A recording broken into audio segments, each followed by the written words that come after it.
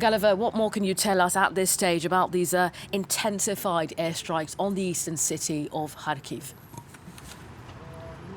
Well, according to the Ukrainian authorities, this morning's strike, which killed 2 people, as you said, looks to have been a long-range artillery strike, actually. Uragan-type rockets were fired, and the Ukrainians say that they were carrying cluster munitions. So those are munitions that are designed to send lots of little explosions around a large area, basically to kill as many people as possible. And the Ukrainians say that these were fired at a purely residential area. Of course, that's information that's hard to verify, whether there may have been any military in that area, but certainly the Ukrainian authorities there have issued a warning to people who are in Kharkiv or who may be thinking of returning there to perhaps reconsider and be extremely careful, because, as they put it, the Russian strikes on Ukraine's second city seem to be intensifying and becoming even more chaotic, perhaps, than they were before. And I'd stress they're not accompanied, at the moment anyway, by any serious attempt to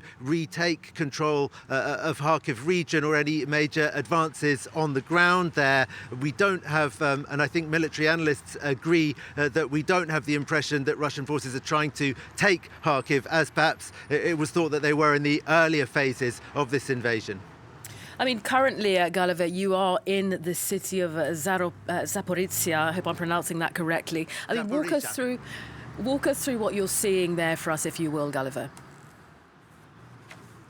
Well, the main thing that's happening in Zaporizhia region is not in the regional capital itself so much as 50 kilometers to the southwest of here, where Europe's largest nuclear power plant is located. And that power plant fell into Russian hands in the early stages of the invasion. And now the company that manages Ukraine's nuclear power plants and the Ukrainian authorities are ringing alarm bells about the situation there, even louder than they were before, because they say that the Russians have moved military equipment very close to the nuclear reactors, and that brings all sorts of dangers with it. And we also know that Ukrainian engineers who are working at the plant are working under very, very difficult and stressful conditions under a Russian occupation, and that the possibility of human error is something that the managers of the nuclear power plant are extremely worried about. And Russian forces have been firing from very near to that nuclear power plant to Ukrainian-held territory, particularly towards the city of Nikopol, a city of about 110,000 people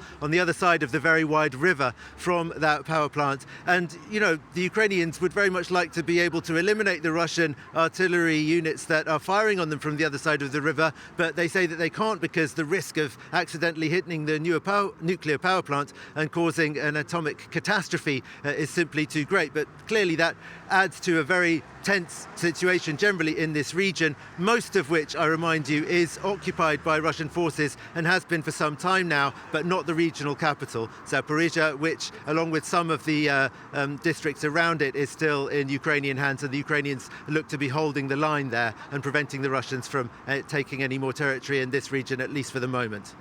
All right, Gulliver Cragg in Zaporizhia for us. Thank you for keeping us up to date.